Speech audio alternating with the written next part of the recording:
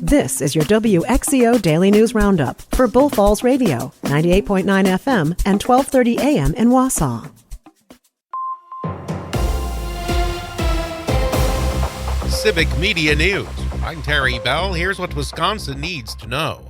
At least 65 people in 9 states are sick after eating eggs infected with salmonella. Public health and agriculture officials have traced the source to an egg farm in Wisconsin. The eggs were distributed to Wisconsin, Illinois, and Michigan under labels like Milo's Poultry Farms or Tony's Fresh Market. They've since been recalled. Authorities in Two Rivers are investigating the remains of a human skeleton. They're not confirming or denying that it could be Elijah Vu. The 3-year-old boy has been missing since February. The sheriff's office says a deer hunter found the remains. The sheriff says he cannot provide specific information about details for now. A man is charged in the shooting death of UW-Whitewater student-athlete Kara Welsh. Chad Edwards of Loves Park, Illinois, made his initial court appearance Friday. He's charged with first-degree homicide. It would take $1 million to bail him out of the Walworth County Jail. Donald Trump has denied knowing much about Project 2025, but he embraced one of its key provisions at a Saturday rally in Mosinee. We will ultimately eliminate the federal Department of Education and send education back to Wisconsin and back to the state. Project 2025 is a sweeping action plan for the next Republican president to overhaul the government.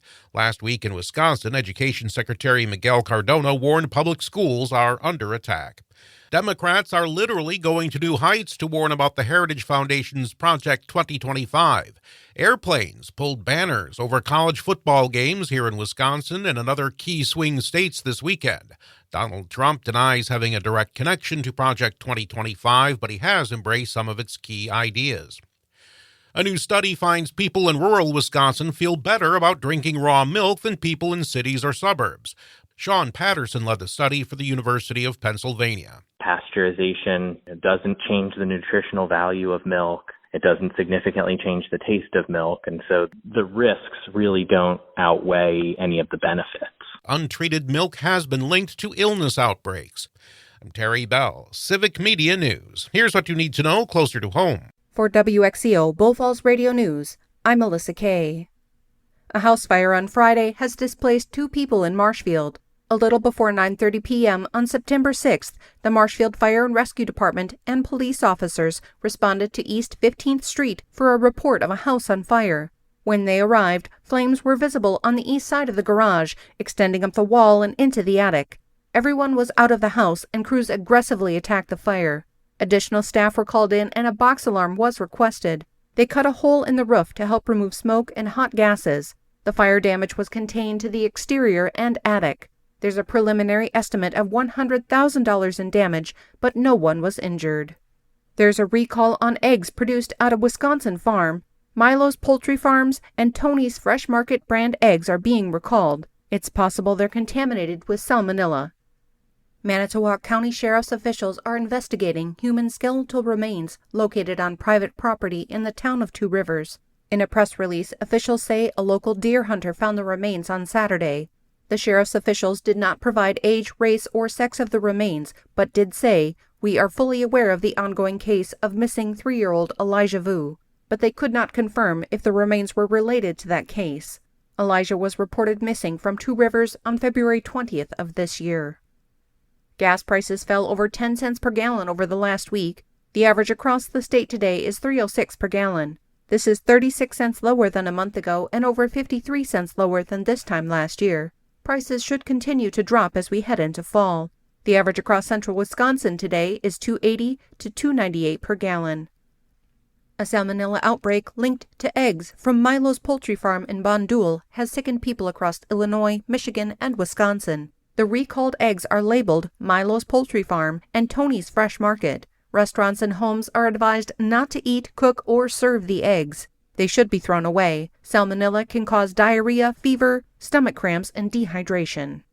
A new driver's education grant program is launching in Wisconsin. Governor Tony Evers and the Wisconsin Department of Transportation say the program aims to reduce barriers for low-income students to take driver's education courses and become licensed drivers. The The program covers a driving school's fees for 30 hours of classroom time, 6 hours of observation, and 6 hours of behind-the-wheel driver training. The program is being funded by $6 million set aside in the governor's 2023-25 biennial budget. Blood supplies in the nation are critically low. The hot weather and other severe events across the country have complicated efforts to rebuild the nation's blood supply. You can help by booking a blood donation at a drive near you. Visit redcrossblood.org to find a blood drive in your area.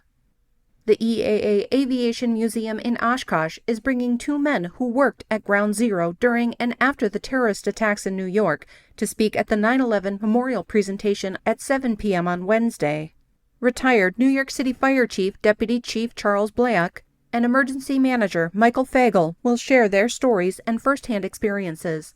Active members of the military, law enforcement, public service personnel, first responders, and EAA members get in free. General admission is $5 for everyone else. And that's what you need to know. I'm Melissa Kay for WXCO Bull Falls Radio.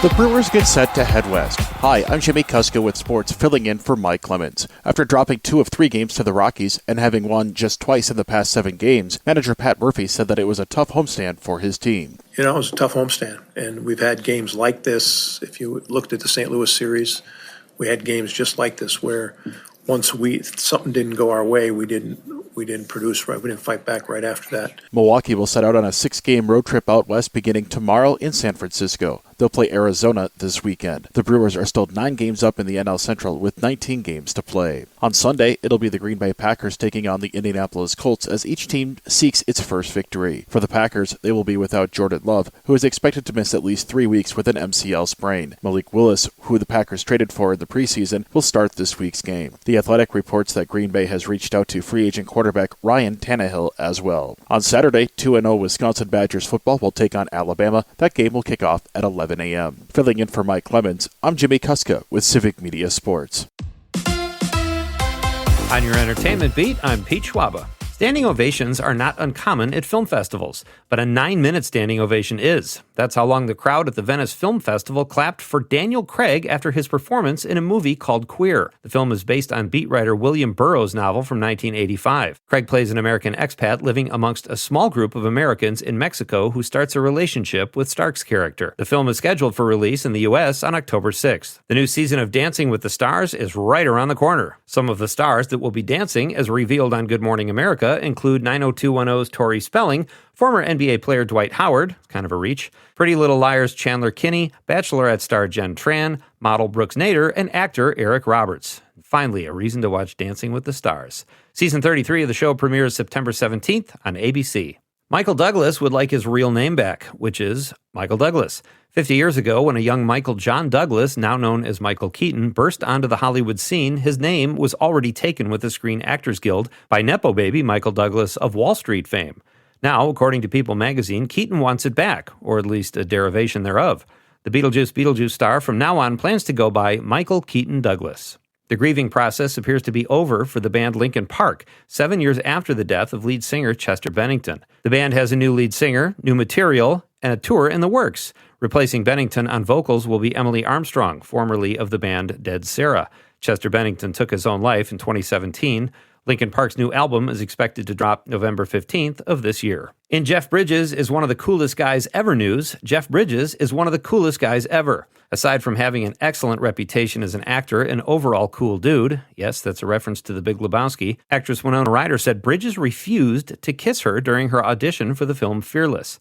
The Stranger Things actress said at the time Bridges was 43 years old and she was 21 years old. Bridges said he didn't want to kiss her because she was the age of his daughter. Further expanding his legend of coolness, Rosie Perez, who appeared in Fearless opposite Bridges, was worried she would not get cast because of the interracial element. Perez says Bridges went to bat for her and she not only ended up getting the part, but drew an Oscar nomination for Best Supporting Actress.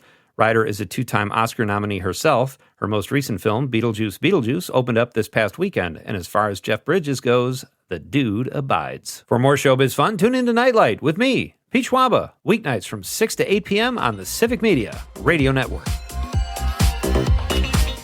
It is going to be mostly sunny today with a high in the upper 70s to low 80s this afternoon. Tonight, mostly clear. We'll drop into the mid-50s tomorrow. almost exactly like today. Sunshine, upper 70s to low 80s. I'm meteorologist Sean Cable. Outside now, it's 58. That's your WXCO Daily News Roundup from Civic Media. Subscribe to this podcast on Spotify, Apple, or wherever you find your podcasts. Find more news at bullfallsradio.com.